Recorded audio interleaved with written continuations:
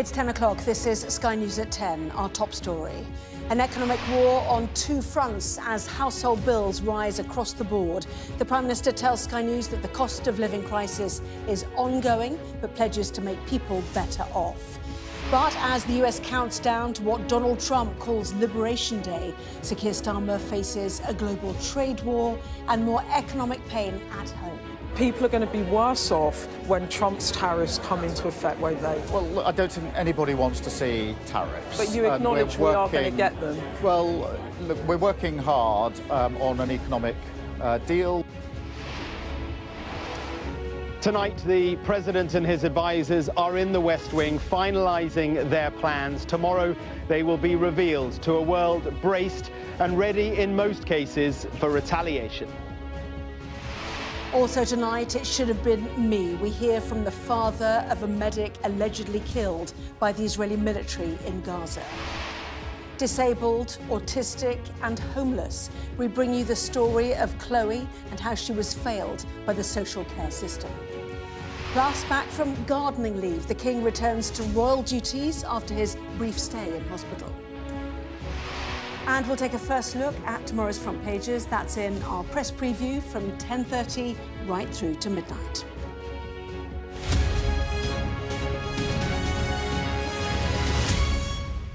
Hello there, good evening. For households across the country catching up with the news on April the 1st, it must have seemed like something of a bad joke as a raft of bill hikes from energy to water to council tax kicked in from this morning.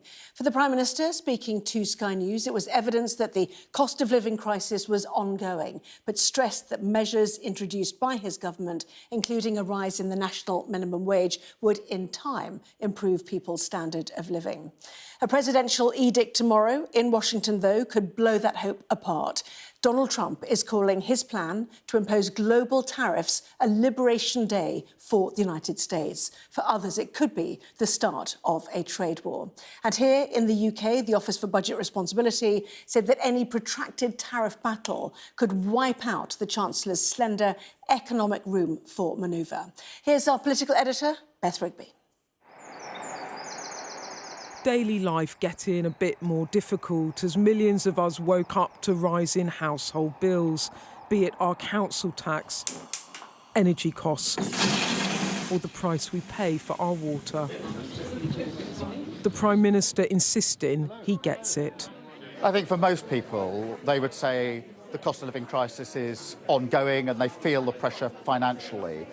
That's why it's so important that we make good on our pledge that people would feel better off. And the national living wage going up today by an average of £1,400 is going to affect millions of people. So I'm not denying there are you acknowledge people are going to be feeling it. I acknowledge that with bills coming in, people see that rise, and that is a pressure. The PM here with bank workers in London to highlight rising wages. Is that right? Yeah. Oh, that's really good. But what isn't good?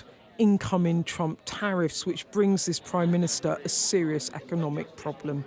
The OBR budget watchdog today warning tariffs could wipe out the Chancellor's financial headroom in the long term. People are going to be worse off when Trump's tariffs come into effect, won't they? Well, look, I don't think anybody wants to see tariffs. But you acknowledge we are going to get them. Well, look, we're working hard on an economic deal, which we've made rapid progress on. And I hope we can make really speedy resolutions on. But look, the likelihood is there will be tariffs. On Donald Trump, you have worked so hard with him. You have pulled your punches, you haven't criticised him publicly. And now this, do you feel played by him? The US is our closest ally. Obviously, we are discussing economic deals. We're well advanced on. These would normally take months or years. And in a matter of weeks, we've got well advanced in those discussions. Tariffs beyond the PM's control, but tax on business is his choice. The controversial hike in national insurance for employers now kicking in, and the Conservatives kicking Labour over it. What? But Badenoch's party with brand problems of its own. Do you acknowledge that the cost of living crisis did start under the former Conservative government, that Liz Truss's mini-budget destroyed your party's reputation on economic credibility? How can you now turn around your own reputation on the economy, and do you think the public are listening to you? Our reputation was not built in the last few years. It was built over many decades, I would say centuries. The Conservative Party is the party of business. Rishi Sunak was the last Prime Minister, and he left Keir Starmer an economy that was the fastest growing in the G7. All of that is gone. Just quickly on tariffs, everything you've said today seems to chime with what the Prime Minister is actually trying to do, i.e. no retaliatory tariffs immediately, trying at pace to arrange this economic deal. So on this at least, you're shoulder to shoulder with him and agree with him. If the Prime Minister does not want to put retaliatory tariffs on, I think that's excellent. That is the right thing to do. Where he does the right thing, we will agree. Yeah. I mean, that's a good news story, isn't it? The PM keen to plug his government's action on the national living wage, but with household finances still a big worry for many and a mountain of economic hurdles ahead, this PM with little to cheer. Beth Rigby, Sky News, London. Well, we'll hear in a moment about how countries across the world are bracing for the details of Donald Trump's tariffs. But first, our business and economics correspondent Paul Kelso has been taking a look at those bill increases coming into force today that will cause an immediate and quantifiable economic shock to people across the country. The turn of the month is the turn of the financial year, but bill rises coming on April Fool's Day are no joke. Across the board, households are looking at increases in their communications, council tax, water and energy bills, a total of £448 for the average household. We can see how that compares to last year. Energy bills actually went down quite a lot, albeit from record highs, but the big one this year is water bills. There's been a price review, happens every 5 years, so a big correction in water bills. That gets us to nearly £450 extra on your outgoings. We've talked a lot about energy in the past. That changes every quarter. Water bills are the big change. Now, on average, across the board, they're going up 26%. The regulator sets that figure, £123. But big variations depending on where you get your water. Southern Water, Medway in Kent, this example, is the most expensive in the country. It's gone up 47% or £225. If you're lucky enough to live in the northeast, Northumbrian Water, that's only 19%, £80 on a bill in Sunderland. Council tax has gone up too. Again, there are variations. The average for a council tax band D is 5% on the bills, £108. But let's go to Bradford, where the council applied to the government to put up bills by more than 9%. There's £191. Compare and contrast that with Wandsworth in London, just £29 or 3%. Now, bills are rising, but wages are rising too. We've done some calculations here for households and seen how the balance lies. Now, if you're on the state pension, it's gone up 4.1%. That's an extra £470. You can see from our calculation here, that leaves a pensioner up by nearly £150. What about the minimum wage, the really big move? 6.7% on the minimum wage. That's nearly £1,400 a year. That's paying almost £24,000 if you're working full-time. There's some fiscal drag. That's where the tax thresholds have been frozen, so a bit more tax being paid. But again, our figures leave you ahead of the game by nearly £900. And what about average earners? The median salary is £38,000, two in a household, wages going up 5.8% in January. That's more than £4,300. Even with that fiscal drag, they're still ahead of the game. Now, of course, it may not feel like that because our figures don't account for food inflation, for fuel costs. But looking at these numbers, while bills are rising, so are wages. Well, those figures in Paul's analysis are for average households, but each household and each family faces their own challenges. Our North of England correspondent, Katie Barnfield, went to a children's play centre in Manchester, armed with Sky News' cost of living calculator, to see how today's increases translate into reality for those already at financial breaking point.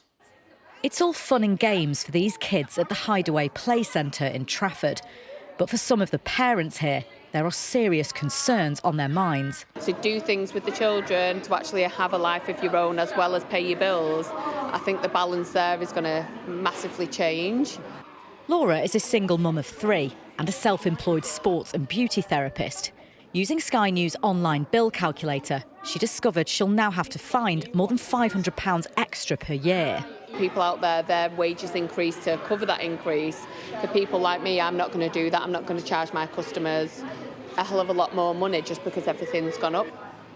Oh, wow. For some, the calculations came as a shock. Total increase by £444, more than I was expecting. Well, I'm currently on maternity leave, but I got made redundant before I had my second child, so for me, I'm probably going to have to start looking for work now.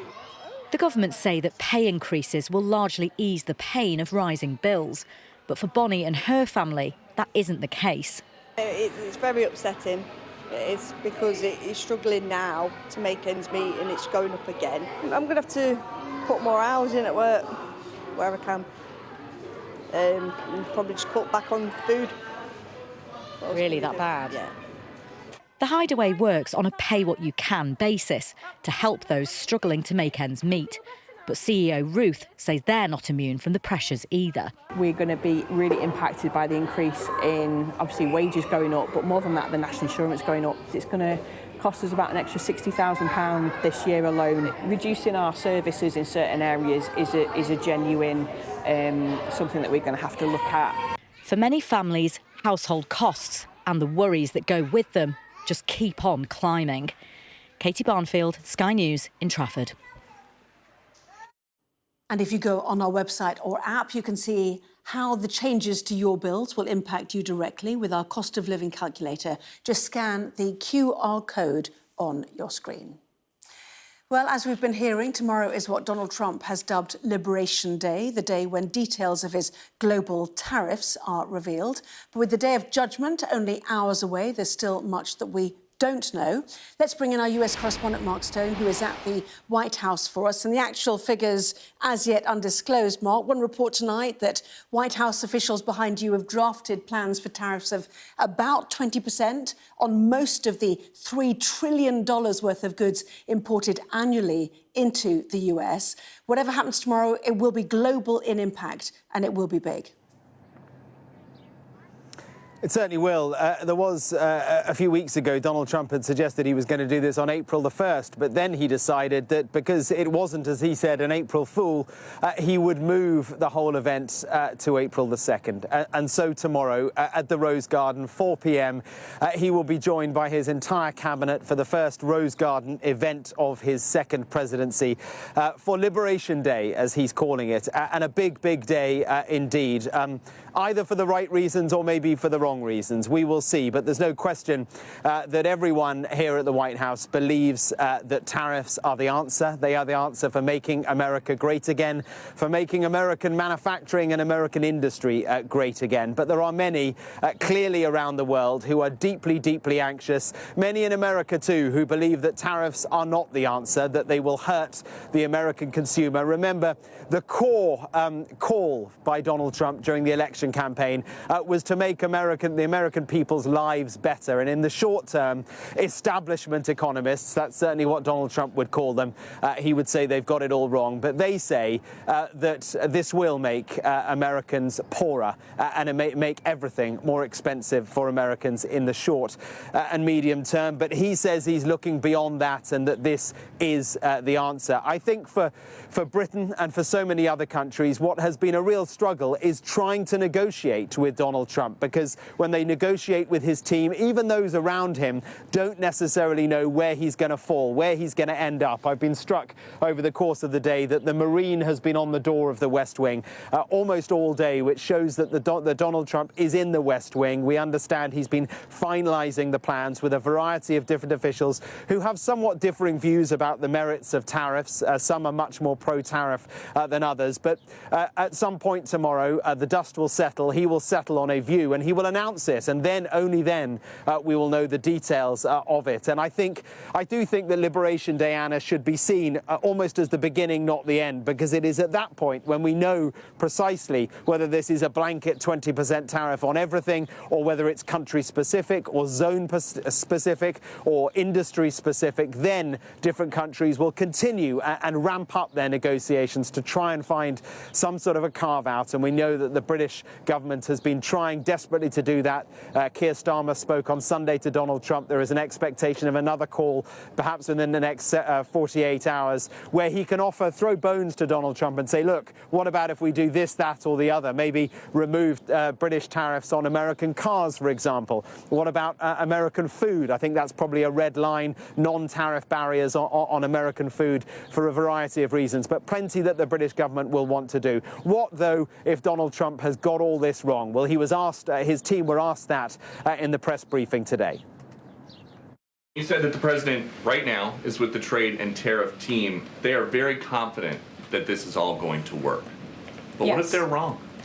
They're not going to be wrong. It is going to work. And the president has a brilliant team of advisors who have been studying these issues for decades. And we are focused on restoring the golden age of America and making America a manufacturing superpower. And again, Peter, I would point you to the investments that have already trickled into this country. And the president hasn't even made his tariff announcement yet tomorrow. There have been billions of dollars in private investments from around the world pouring into American communities. Mark, clearly more from you at that crucial time tomorrow, 4 p.m. Washington, 9 p.m. UK. Mark Stone, thank you. Well, let's get more. Our economics and data editor, Ed Conway, has the latest now on how the global economy has been preparing and what might happen next. We are in the build-up to Liberation Day. April the 2nd, Donald Trump says there's going to be the biggest moment for tariffs. And in the meantime, all sorts of things are happening in the global economy as people adjust towards what might happen with tariffs. Take gold. This is just showing you how much gold is leaving the UK, the vaults in London, and going to the US. And it's been relatively low for all this time, going back to 2005. Look at what happened after the election. Look at that line. And we've never seen anything like this at all. An extraordinary exodus of gold from the UK to the US. Again, because people are trying to work out what's going to happen next. So what will happen next? Well, no one knows. No one knows. A lot of people in the White House don't seem to know. They don't know what the level of tariffs are going to be. They don't know which countries are going to be faced by them. Scott Bessent, the Treasury Secretary, has talked about a dirty 15 countries which are going to be faced with these tariffs. But who are the dirty 15? Again, we don't know. This is a guess, OK? But it's the best guess that's out there right now, which says the top 15 nations that have trade surpluses with the US, so you've got China, the EU, Mexico, Vietnam, all the way down there to South Africa, that they're the dirty 15. But again, no one knows, because maybe you're not just treating the EU as a region, maybe you're splitting it up, in which case it looks slightly different. You've got Ireland and Germany there, but the constituent parts of the dirty 15 are different. No one knows. What we do know right now is that these are the level of tariffs, or at least this is where they were before Donald Trump came in this presidency. That line there is showing you it's 48%. It's the level at which you're talking about Cold War-style trade barriers. So that is almost like a ceiling. Here's what happened in the first few weeks of Donald Trump's presidency. First of all, he threatened Mexico and Canada with tariffs. Then they were rescinded. Then he imposed, and these did actually get imposed, 10% on China, then another 10% on China, taking it up kind of close to that level. And now we need to find out what's going to happen on Liberation Day. If it's going to be tariffs on those dirty 15, here's how things look. So all of those bars, say for the UK and France, go up. China goes beyond that level, that Cold War-style trade barrier level. And for the time being, the UK and France seem to get off. But that may not be the case, because it may be that there are blanket tariffs imposed on everyone. Maybe it's 20%, maybe it happens gradually. We just don't know. But what we do know is that will have an impact. And in fact, in a sense, it's already having an impact, because the threat of these trade barriers mean that people are pulling stuff into the US. I showed you gold a moment ago. This is showing you the overall trade deficit in the US. And this is precisely the line that Donald Trump wants to get up as the US imports less stuff from overseas. What's happened to that line so far? It's gone down. In fact, it's gone down to a totally unprecedented level because people are sucking all of those goods into the US ahead of the imposition of tariffs. It's just one of many side effects that are happening right now in the global economy. Ed Conway reporting there. Now, the father of a medic, one of 15 people allegedly killed by the Israel Defense Forces, has called for greater international protection for emergency workers in Gaza. The IDF denied that they were deliberately targeting the individuals, saying they opened fire at suspicious vehicles that were travelling without coordination in an active combat zone. A warning: this report from our Middle East correspondent Alistair Bunkle contains distressing images. 10 days ago, emergency workers from the Palestinian Red Crescent and the Gaza Civil Defence Force were on their way to help injured colleagues near Rafah when their 5 ambulances and 1 fire engine were targeted by the IDF. It was 5 days later before the IDF allowed the UN access to the area to search for the 15 missing medical workers. We tried to ask the AVs to advance 50 metres to the front to see the wounded woman. As they were on their way, Palestinians were fleeing southern Gaza, and one of the UN vehicles witnessed a man being shot as he crossed the road ahead. Another one shot. Buried on the sand, bulldozer. The bodies of the Red Crescent and UN workers were eventually found, buried under sand in a mass grave. One is still missing. They were all wearing their uniforms. We arrived at the scene of the crime to retrieve the bodies and found that all of them had been shot directly in the upper part of their bodies and buried. The ambulances were also destroyed and buried. Some of the dead Red Crescent workers were buried yesterday, on the day that Muslims celebrated Eid al-Fitr, the end of Ramadan. But the holy month in Gaza has been marked by a resumption of Israeli fighting and daily funerals. Allahu Akbar! Mohammed al-Hillah was one of the paramedics who was killed. His father is also an emergency responder, and it was only down to fate that he wasn't there. It was supposed to be me, you know. I was on duty that night, but fell ill and sent him in my place. We need protection from the international community. We need protection for medical teams. We are medics, soldiers of duty, not armed fighters. We carry out humanitarian work. If I see someone who needs medical attention, I'm obligated to serve them. The IDF has denied killing innocent medical workers and said that Israeli forces opened fire on suspicious vehicles that were travelling without coordination and in an active combat zone. We have asked the IDF why the bodies were found in a mass grave, but have received no comment. In the past 24 hours, the IDF issued an evacuation order for all of the Rafah area. Once again, tens of thousands of Gazans are fleeing for safety, carrying everything they can. Israel said it would only negotiate with Hamas under fire from now on, and they are pressing ahead with that, and with the full support of President Trump. Alistair Bunkle, Sky News, in Jerusalem. A man has been shot dead by police responding to reports of a person carrying a firearm at Milton Keynes railway station. Thames Valley Police say armed officers challenged the man who was carrying a knife and moved at speed towards officers before a shot was fired. The man was pronounced dead at the scene, and the Independent Office for Police Conduct is investigating the incident. An 11-year-old girl who entered the River Thames in East London yesterday has been named as Kalia Koa. Police say a recovery mission is now underway to find her. Emergency services conducted a large-scale search yesterday afternoon after being called to an area of the river near London City Airport where Kalia had been playing. Across the UK, people in need of safe, accessible and affordable homes that meet their specific needs are falling through the cracks. The consequences are far-reaching for individuals, families and an already stretched social care system.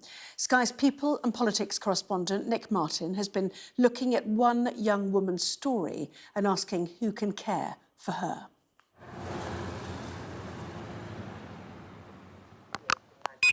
So at 11 o'clock at night, I'll be on the streets, and this is serious now, that this is serious.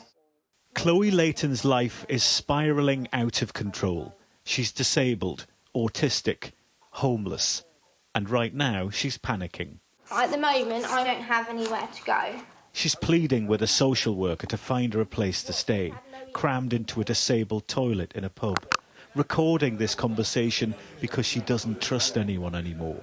Then the social worker on the other end of the line says this.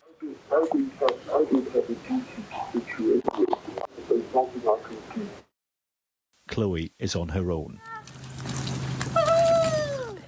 In just a few months, Chloe's life has gone from happy and stable to dangerously unpredictable. It all started last November when Chloe's father suffered a really serious stroke. With no one else to care for her, her local authority, Buckinghamshire Council, had a legal obligation to find emergency accommodation and suitable social care for her. Except she says that hasn't happened. When Dad had his stroke, they don't care. Dad would keep me safe from all these people. He was the barrier. I'm too bright, but I'm not bright enough without help. And so nobody knows what to do with me, and I fall through the gaps. Where are you staying tonight? I don't know. The council's been paying for Chloe to stay in hotels, but they've stopped paying now after they offered her some temporary accommodation. Chloe refused that accommodation. She says it's not suitable for someone with her disabilities. The law says that accommodation must be suitable for Chloe's needs, but if she refuses somewhere, the council doesn't have to do any more to house her, but it still can support her. I'm heading out of town to the temporary accommodation that the council have offered Chloe. And actually looking at the map, it's a good 20-minute drive outside of the town, and it looks pretty remote. Buckinghamshire Council told us, we stand by the actions of our staff and as an organisation in regard to the content featured in this piece. We take our duty of care extremely seriously in regard to any resident who presents to us with a housing and/or social care need and follow process and procedures rigorously and to the letter. For the next few days, Chloe's friends and family help to pay for hotel accommodation. But then things take a turn for the worst. There's no money left, so we're just stuck. I'm going to try and stay in the pub till 11 o'clock, and then that's it, I'm on the street. So we've been getting regular messages from Chloe for the last few hours, and she's been getting more and more desperate as time goes on. So I'm going to go and see her and see just exactly what's happening. Ooh, it's cold. Chloe, it's Nick. So what is going on? It's been a long day. It's been lots of crying. They said that because I won't go to the hostel that that's it. So I don't know what to do. I've never been like this. I don't know what to do. I don't know what to do. It's now 11 p.m. I think we're going to have to call some police officers to come and chat with you. Oh, hello. I wonder if you can help me. Oh, thank you. By now, both the police and council are aware that we are here filming. Chloe's phone lights up again. After weeks of resisting, the council has offered Chloe an alternative. Buckinghamshire Council uses this hotel as emergency temporary accommodation, but straight away there's a problem. So I can't get through the doors. For months now, Chloe has been scared that her basic needs won't be met, and she's been told to accept what's on offer and move forward. And now she has. The room isn't wheelchair accessible. She can't go to the toilet here or anywhere else in the hotel. Her basic needs aren't being met. It's 3 a.m. Our few days with Chloe Layton reveals a complicated story. It's about what happens when someone with complex needs comes face to face with a social care system that's chronically underfunded. Understanding autism requires time, resources, money, something councils don't have. And for Chloe, it's about trying to find some calm amid the chaos so she can live her life. Nick Martin, Sky News, Buckinghamshire. To Myanmar now, where the country's military rulers said that today the number of people killed in Friday's devastating earthquake is expected to rise above 3,000. In response to the growing humanitarian crisis, the rebel alliance has declared a month-long unilateral ceasefire in order to support aid efforts. Sky's data and forensics correspondent Tom Cheshire has been assessing the scale of the damage. Even with thousands dead, entire neighbourhoods levelled, the ruling junta maintains its long-term ban on international journalists entering the country and reporting on the destruction. That may be because As we shall see, it is still pursuing its campaign against rebel forces, even in the aftermath of the earthquake. So, with no access, open source information from satellite imagery and social media is a vital tool. Mandalay, Myanmar's second city, just 20 kilometres from the epicenter, was hit very hard. Now, some of that destruction has been filmed. Videos like these uploaded to social media. Then we can do the work of verifying it, making sure we're accurate. This was a monastery, the largest in Mandalay, this tower here, before the earthquake. And this was after. You can see the broken tower. And even as onlookers are filming the destruction, they capture new ruins. Pay attention to this building.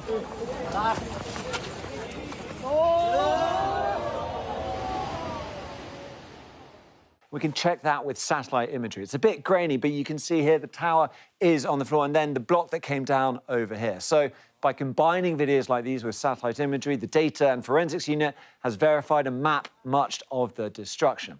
Now, in some places, we don't have as many videos, but data gathered from the EU's Copernicus rapid mapping program uses satellite images to map destruction like this. Now, of those, Pardue, an urban area northwest of Mandalay, was particularly affected. Each red dot is a building which has been damaged or destroyed. More than 1,200 built-up areas damaged or destroyed. As was Lemang region to the north of Mandalay, 275 buildings damaged or destroyed here. Now, there is a caveat to all that satellite data. Much of the damage may have come from the ongoing civil war. This is a map of all the incidents since the start of the conflict. You can see just how extensive it is, and it is very much ongoing. Despite the earthquake, the military junta is still apparently carrying out airstrikes on rebel forces. This is an attack on Nong Len, identified by the Centre for Information Resilience and verified by us.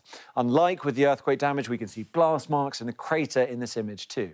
Now, none of this is complete or comprehensive. We're working with clues instead, and it suits the Myanmar government to keep things that way. Tom Cheshire there. Now, the King has returned to public duties for the first time since he cancelled all his engagements following side effects from his ongoing cancer treatment. Presiding over an investiture ceremony at Windsor Castle, among those he awarded honours to was the heptathlete Katarina Johnson-Thompson, who received an MBE for services to athletics. He also presented the television presenter and gardener Alan Titchmarsh with a CBE for services to horticulture and to charity. Well, that was Sky News at 10. Coming up, we'll take a first look at tomorrow's newspapers in the press preview tonight, joined by the journalist and author Christina Patterson and the broadcaster and commentator Ali Miraj. Welcome to both of you. Among the stories, we'll be discussing this on the front page of the FT. Investors, the paper says, pouring their cash into gold on the eve of Trump's announcement on tariffs. That and plenty more in just a moment.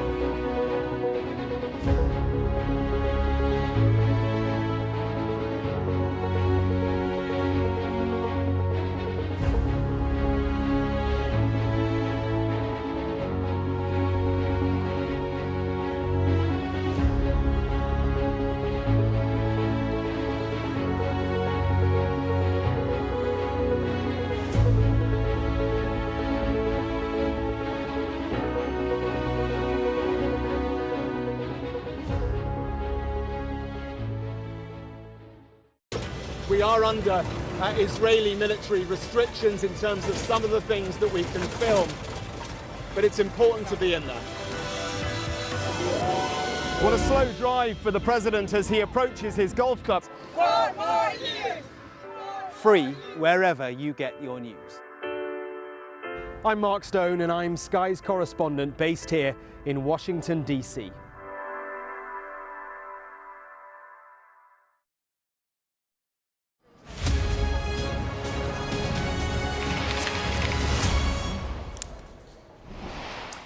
Well, hello there, watching the press preview, a first look at what is on the front pages. Time then to see what's making the headlines with the journalist and author Christina Patterson and the broadcaster and commentator Ali Mirage. Welcome and lovely to see both of you. So plenty to discuss. Let's take a look at the front pages, then starting with the Eye. It carries a warning from the Foreign Secretary David Lammy, telling Britain to prepare for the worst amid Donald Trump's tariff announcements. Meanwhile, the Daily Mail says the tariffs will be especially troublesome even for the Chancellor as they threaten to upset her latest financial plans. The Telegraph leads with the Prime Minister's last-minute negotiations with Washington and the concessions he may have to make to shield the UK from the worst effects of Donald Trump's tariffs. Whereas The Guardian says Sir Keir Starmer has offered major US tech companies tax breaks to offset the effects. Financial Times says investors are pouring their cash into gold as economists brace themselves for the impact of Donald Trump's Liberation Day. In the Times, MPs have warned businesses to brace themselves for the immediate effect of Trump's tariffs as the Prime Minister continues to seek a deal with the US. The Metro reports that dozens of women have called the police to say they were raped by student Zhenao Zhu, who authorities now believe may be Britain's most prolific sex offender. And The Sun reports that the charity boss who accused Prince Harry of bullying has left social media now after receiving a series of backlash from supporters of the Sussexes. So let's talk more. Christina and Ali are here. Talk tariffs. In fact, looking ahead to tomorrow. Brace, it feels like, Ali. It definitely does. We knew that it was coming, but it doesn't make it any less unpalatable, or any more unpalatable, I should say. It looks like it's going to be 20%, but we don't know. He's going to make an announcement in the garden of the White House, we understand, later this evening, US time. We knew that 25% was already coming in on imported cars and aluminium and steel.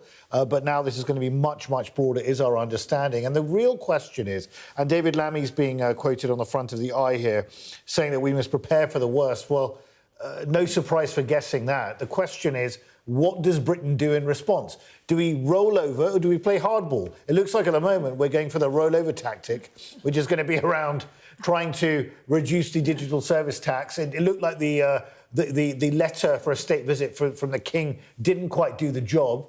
And this is where you feel that because we're outside the EU is going to play hardball, as we understand it. Ursula von der Leyen has been coming out and saying that they have got a whole list of things ready to retaliate with. We seem to be going for a different approach. We'll see what happens in the next few days. Right, so which approach would you have gone for? Well, I think Trump understands strength, and no one wants a tit-for-tat trade war, particularly when we've already got cost of living issues and the economy is teetering on the brink of effectively a recession. I don't want to talk ourselves into it, but it's pretty bad. But I think you have to play hardball. I mean, if you want to dance Donald Trump, well, dance.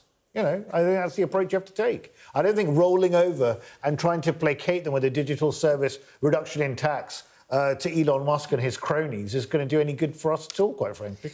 Yes, I think it was the Washington Post suggested 20% was the figure tonight, or in the last half hour or so. The Wall Street Journal reporting that the US Trade Representative is preparing the option for an across-the-board tariff on a subset of nations that likely would not be as high as a 20% universal tariff option, which is also under consideration by President Trump's administration. So there we go. Maybe they're still debating the actual figures. But the figures are enormous, are they not? The impact is enormous as well. Already we hear from Ireland about the impact, for example, on their pharmaceutical industry.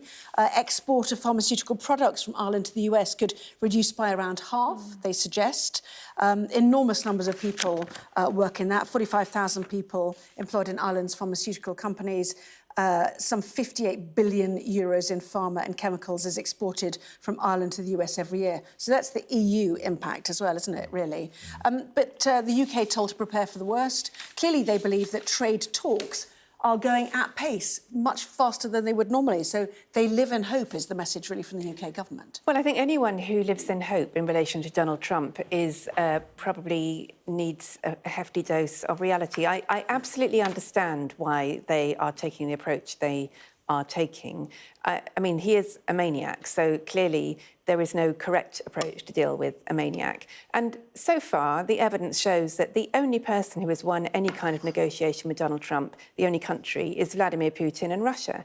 And, you know, Russia is definitely winning that one, and Putin has played Trump, you know, like a piano, and everybody else, including America, is losing, because not only is America trashing its civil rights, its constitution, its whole history of liberal democracy, but it's also trashing its own economy as well as the global economy in this process. And it's hard to think of a greater act of wrecking and self-sabotage than what America is currently undertaking. The FT talks about how many economists believe this won't work. They should have said 99.999% of economists think that this is disastrous, both for the American economy and for the global economy. The risk of a recession, of a global recession, is now being set at 40%, I think, just because of this act of willful self-destruction. And the point of it is simply to keep eyes on Donald Trump. And the very fact that he is inviting people to make phone calls, to beg and, you know, sort of ask for the crumbs from his table tonight to try and see if he can... It's just a huge tease. And I think Ali's right. I think you do have to play hardball with him. I mean, we don't know whether hardball wins, but we do know that softball probably doesn't. We don't know whether hardball wins, and we also don't have many cards to play because we're a tiny economy compared to the US. Where I slightly disagree with Christina is I agree with you in terms of the impact is going to be terrible, but I think he's got a rationale for it in his own mind. I don't think it's purely narcissistic. I think it's based on the fact that he wants to reindustrialize the US economy. He feels that they've been taken for a ride. He feels that many countries are running trade surpluses with the US, and it's harming their domestic industrial base. He doesn't want to be having steel being imported from other countries, being dumped on it by China. He wants to beef up his own domestic steel industry and other key industries as well. Now, the problem is that you go back to 2002 when George W. Bush tried this. It ended up shrinking the steel industry in the US anyway. They've tried this before. It hasn't worked. But the intention is good, but we know where this leads. But the intention takes too long, surely. And the point is that Mexico, for example, today, suggesting that, you know, US companies are rich on the back of you know, outsourcing certain parts of the production to Mexico where it's cheaper to make. That's right. I mean, even if he was the only... Even if his view, and he is literally the only person in the world who holds this view, but even if he was out of 8.5 billion people right and everybody else was wrong, the fact is that it's not going to happen in the right timescale. So assuming there are still elections in 4 years' time, which of course we can't assume given his incredibly overwhelming attempts to dismantle democracy and have his sidekick by elections and all the rest of it, and given how he's cozying up to Putin, who may be controlling every election in the world by then. But what we can be clear about is he is not going to rebuild manufacturing in America in that time. And even if he did, it would be at such a hefty price for the American consumer that inflation would be likely to soar. The inflationary effect. Yeah. Let's have a look a bit more detail, if you don't mind. Daily Telegraph, Starmer's 11th hour bid to halt the trade war. We were told today that Rachel Reeves has spoken to her US counterpart, Scott Bessent, yesterday. So the Cabinet was told that this morning. So she's been on the phone, one of the nations that is. So Keir Starmer is preparing to finalise a package of economic concessions to the US to try to persuade Trump to spare the UK from his trade war. Let's push up to The Guardian, which I'm moving up, if you don't mind. One of which is about digital services. Major US tech companies have been offered a significant tax cut by Keir Starmer in return for lower tariffs from Donald Trump.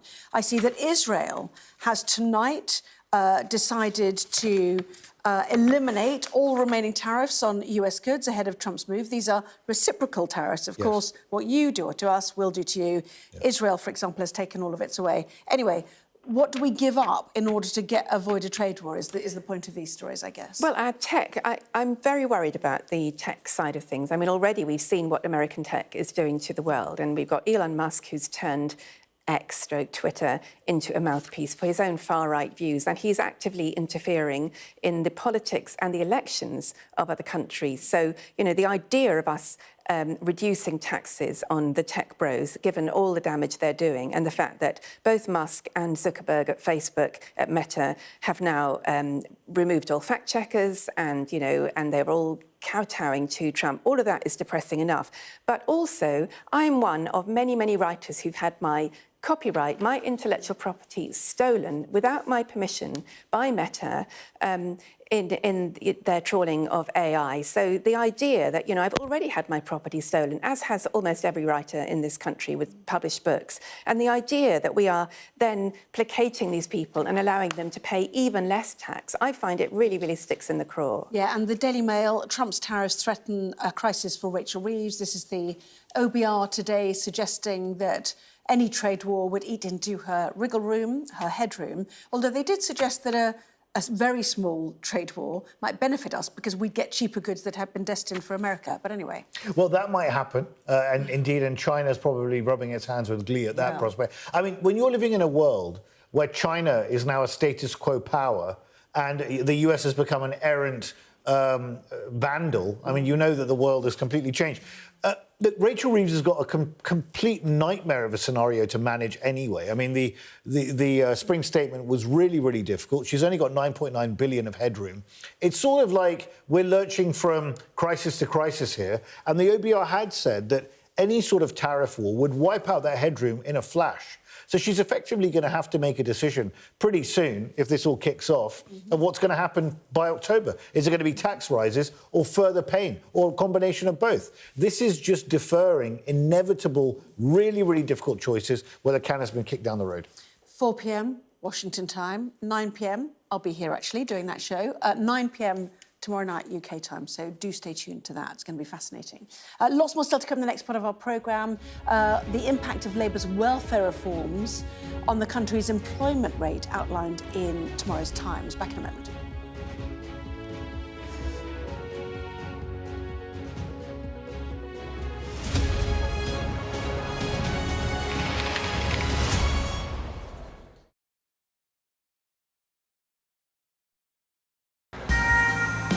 This is how you travel when the mafia wants to kill you.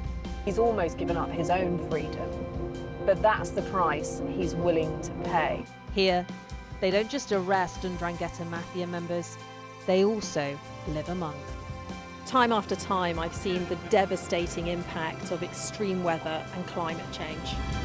We don't have much snow at the moment. They've had a warm spring and exceptionally hot summer, and that means they're expecting to lose more than 3 times the amount of ice than they usually do.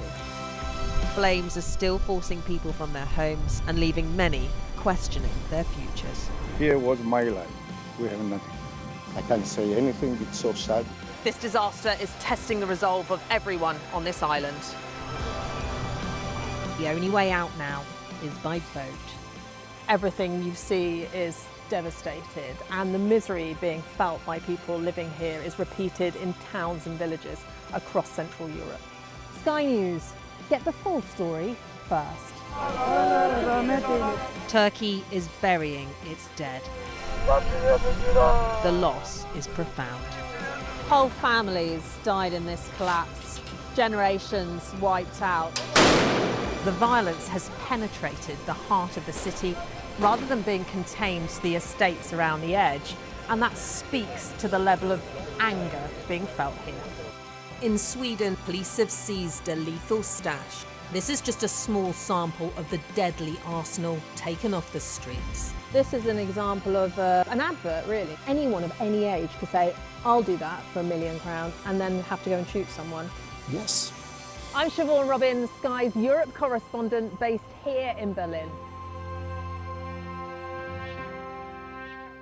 I want to start the programme today with an aim, a story that I can't get out of my head. The campaign has now started. This is your chance.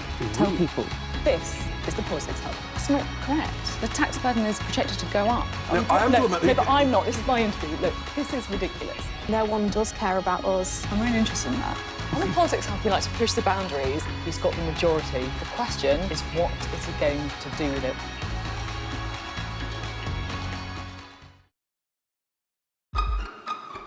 We've got your Sunday mornings covered. From the front page and the sounds of the streets to the voices of the people who make the major calls and big picture politics beyond Westminster. We'll put you at the heart of our story. I'm ready. Are you? Join me, Trevor Phillips, Sunday mornings on Sky News. We're rolling. Welcome to the world. Our new podcast, starting now. It's very exciting. Every week, we'll be reporting from the world's trouble spots. We get to hold those in positions of power accountable, and we get to ask the questions that the audience, the listeners, want to know about. And that's why it is so important that people tune in, come along for the road, come along for the journey. It'll be fun. Well, welcome back. You are watching the press preview. With me once again, we have Christina Patterson and Ali Mirage. Welcome back to both of you. Christina, top of the Times, the continuing impact of the welfare reforms on people. What's the government's own assessment said?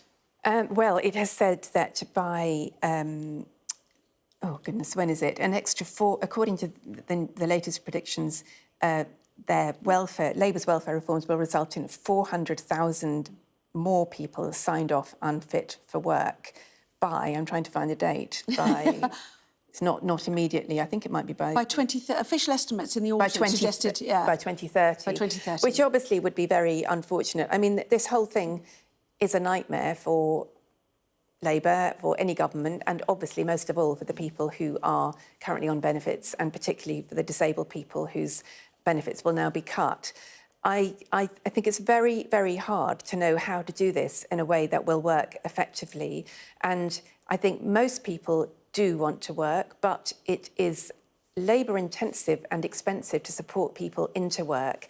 And that's a very long-term programme. You need to put money to support people into work. I was on the board of a charity that was involved in supporting people into work, and it did excellent work. But cutting people's benefits doesn't instantly propel people into work. So I think it's a really, really difficult problem to solve. And my heart genuinely goes out to all the people, Liz Kendall in particular, who are trying to address it. But you know, this is not good news for Labour. Yeah, I've just seen it. It's a second paragraph. It says, at the end of the decade, which is not a number that leaps out at you, to be fair, is it? No. Let's go to the Daily Telegraph as well now.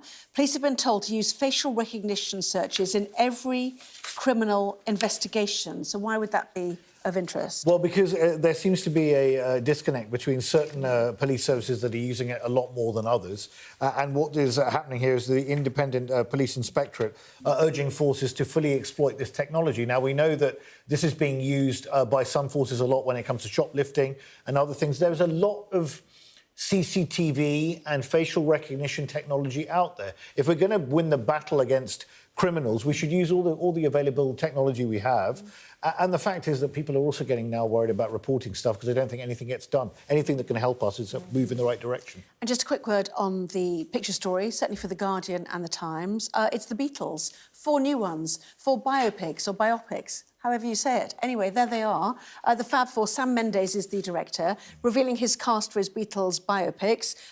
Whether they look likey or not, who knows? They don't have the haircuts yet, do they? But anyway, McCartney's, you can see John Mescal, and that is Harris Dickinson, who'll be playing John Lennon. Oh, you'll have to keep going. Anyway, it's too slow, too slow. Move them on, there they go. Anyway, it's going to be very interesting. All released in the same month, we're told as well. I can't wait. I really can't wait. Yeah. Christina, Ali, thank you both very much indeed. Thank you. See you for more in the 11. Here's the weather.